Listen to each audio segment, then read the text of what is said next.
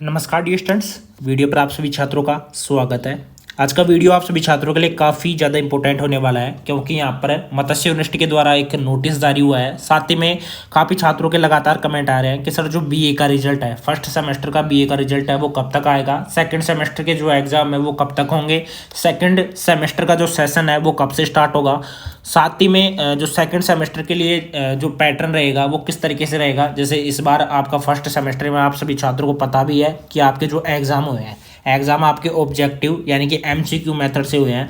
क्या जो second semester है, सेकंड सेमेस्टर में भी जो एग्ज़ाम आपके होंगे वो एमसीक्यू मेथड से होंगे, या एक तरीके से जो अति लघुत्तरात्मक क्वेश्चन आते हैं, लघुत्तरात्मक आते हैं, या निबंधात्मक जो क्वेश्चन आते हैं उस तरीके से होगा। तो सब कुछ इस वीडियो में मैं आप सभी छात्रों को क्लियर करूंगा, साथ में रिजल्ट से रिलेटेड भी क्लियर करूंगा। तो थोड़ा पैसेंस बनाकर आप इस वीडियो को जरूर देखें, ठीक है। सबसे पहले बात करते हैं सेकंड सेमेस्टर के पैटर्न को लेकर या सिलेबस को लेकर। तो आपका जो सेकंड सेमेस्टर में एक तरीके से एग्जाम पैटर्न है वो चेंज हो चुका है। अभी यहाँ पर देख सकते हो 15 तारीख को ये नोटिस है वो जारी हो चुका है, ठीक है। राजऋषि भर्तृहरि मत्स्य विश्वविद्यालय की ऑफिशियल वेबसाइट पर आप चाहो तो टेलीग्राम से देख पाओगे, ठीक है। अब इसमें क्लियरली देख सकते हो कि स्नातक द्वितीय सेमेस्टर परीक्षा के संबंध में आवश्यक सूचना यहाँ पर क्लियरली देख सकते हो कि स्नातक द्वितीय, जैसा कि यहाँ पर आपको स्क्रीन पर आप सभी छात्रों को देखने को मिल भी रहा होगा। एक बार यहाँ से मैं बढ़ा लेता हूँ, ठीक है। स्नातक द्वितीय सेमेस्टर परीक्षा का आयोजन निबंधात्मक वर्णनात्मक प्रश्नों के आधार पर किया जाएगा। यानी कि आपका जो इससे पहले जो आपका एग्जाम हुआ है फर्स्ट सेमेस्टर में, अब देखो फर्स्ट सेमेस्टर में होने का कारण यही है कि फर्स्ट सेमेस्टर का जो सेशन था, सेशन लेट हो गया था, और लेट होने की वजह से आपके जो एग्जाम थे एक तरीके से स्टूडेंट्स के ऊपर जो पाठ्यक्रम है उसका बर्डन ना पड़े, इस वजह से वहाँ पर एमसीक्यू मेथड से आपको जो एग्जाम है वो आपका कंडक्ट करवाया गया था, जहाँ पर आपको एक तरीके से गोले बढ़ने थे, ठीक है। लेकिन इस बार ऐसा नहीं होगा। इस बार आपको एक तरीके से जो कॉपी है, कॉपीज आपको बढ़नी पड़ेगी, ठीक है। जो भी आपकी एग्जाम कॉपी रहती है वो कॉपी आपको बढ़नी पड़ेगी, अच्छे से आपको बढ़नी पड़ेगी। उसमें छोटे क्वेश्चन भी आपको देखने को मिलेंगे, बड़े क्वेश्चन भी मिलेंगे, और साथ में जो निबंधात्मक जो एक एक दो दो पेज के जो क्वेश्चन है वो भी आपको देखने को मिलेंगे। यानी कि इस बार आपको जमकर पढ़ाई करनी होगी। अब छात्रों का नेक्स्ट क्वेश्चन रहता है, साथ ही में जो एक तरीके से प्राइवेट स्टूडेंट है यानी जो नॉन कॉलेजिएट स्टूडेंट है उनके लिए भी दिया गया है कि साथ ही जो स्वयं पाठ्य परीक्षार्थियों भी की जो परीक्षा है वो भी आपकी उक्तानुसार तैयारियां आपको सुनिश्चित करनी चाहिए। यानी कि आपका एग्जाम भी एक तरीके से रिटर्न बेस पर ही आपका होने वाला है, ठीक है। ये चीज़ क्लियर हो गई। अब इसके बाद में मैं आपको क्लियर कर देता हूँ। आप सभी छात्रों को पता है, जितने भी स्टूडेंट इस वीडियो को देख रहे हैं, कि जो समर वैकेशन है, जैसे कि आपका होता है समर वैकेशन के हिसाब से आपकी जो छुट्टियाँ हैं, छुट्टियाँ लगती है, ठीक है। तो इस बार छुट्टियों को आप सभी छात्रों को मैं क्लियर भी करना चाहूँगा कि जैसे कि अभी जो एक तरीके से एनुअल के जो स्टूडेंट है, ठीक है, जिनके एग्जाम एनुअल होते हैं उनको तो यहाँ पर कम से कम थोड़े दिनों की छुट्टियाँ मिलेगी। लेकिन जिनके सेमेस्टर है, ठीक है, ध्यान रखना, जिन स्टूडेंट्स के सेमेस्टर है, तो सेमेस्टर वाले जो स्टूडेंट है उनको छुट्टियां बहुत ही कम देखने को मिलेगी। क्या है, बहुत ही कम छुट्टियां उनको देखने को मिलेगी, क्योंकि उनका सेकंड सेमेस्टर है वो स्टार्ट होने वाला है। और यहाँ पर मैं बात करूं कि आपके सेकंड सेमेस्टर के एग्जाम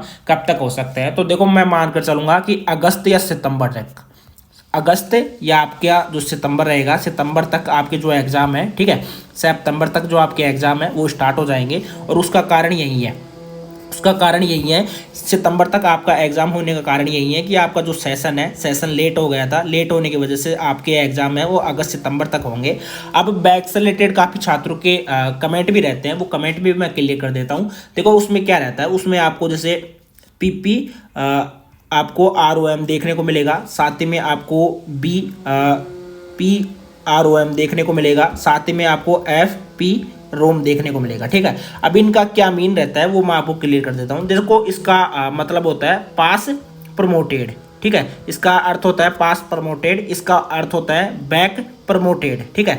यानी कि जैसे जो स्टूडेंट एक तरीके से, यानी जिनके रिजल्ट में ये सो रहा है PPROM हो रहा है, तो वो स्टूडेंट पास हो चुके हैं। जिनके रिजल्ट में अगर देखो बैक का मतलब ये होता है कि जितने भी आपके सब्जेक्ट हैं, किसी भी एक सब्जेक्ट में, पर्टिकुलर एक सब्जेक्ट में अगर आपका नंबर जितना पास मार्किंग नंबर रहता है उतना नहीं आ पा रहा है तो आपके बैक लग चुकी है, तो आपके रिजल्ट में सो जाएगा BPROM, ठीक है।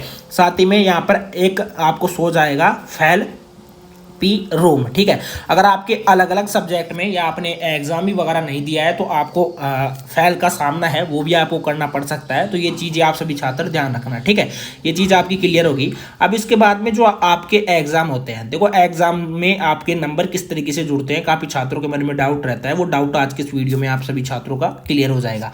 देखो एक तो आपका EXT, ठीक है, आपको रिजल्ट में देखने को मिलेगा। एक आपको INT, ठीक है, इंटरनल देखने को मिलेगा और उसके बाद में आपको टोटल देखने को मिलेगा। ठीक है, अब एक्सटर्नल तो आपका जो मेन एग्जाम है, जैसे फर्स्ट सेमेस्टर का जो मेन एग्जाम हुआ है तो उसमें जो प्राप्त अंक होते हैं, ठीक है, प्राप्त अंक होते हैं वो आपके एक्सटर्नल नंबर होते हैं। इंटरनल नंबर वो होते हैं जो कि आपके विद्यालय द्वारा या आपका मतलब कि एक तरीके से आपका जो कॉलेज है, कॉलेज के द्वारा जो नंबर भेजे जाते हैं वो आपके एक तरीके से इंटरनल नंबर होते हैं जो कि मिड टर्म में होते हैं। तो उसके बाद में आपका टोटल बनता है। ठीक है, ये चीज़ आपकी क्लियर हो गई।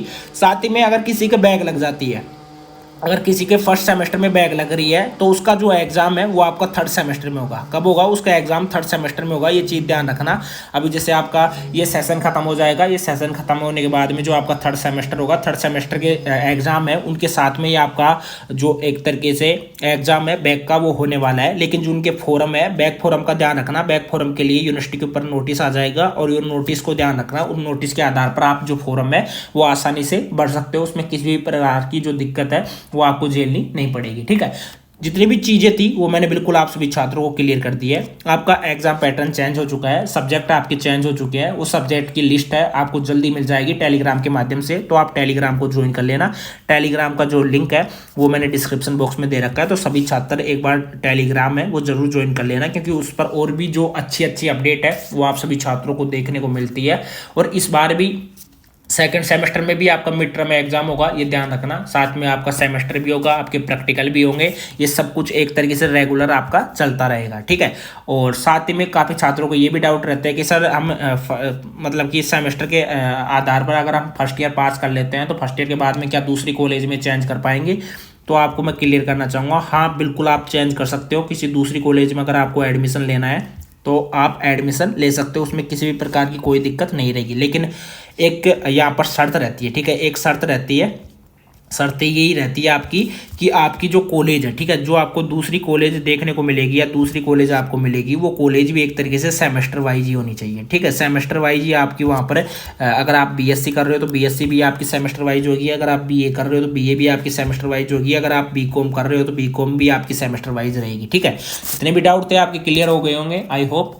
बाकी अगर आपका कोई डाउट रहता है कमेंट बॉक्स में कमेंट करके पूछ लेना। आज के इस वीडियो में इतना ही, बाय।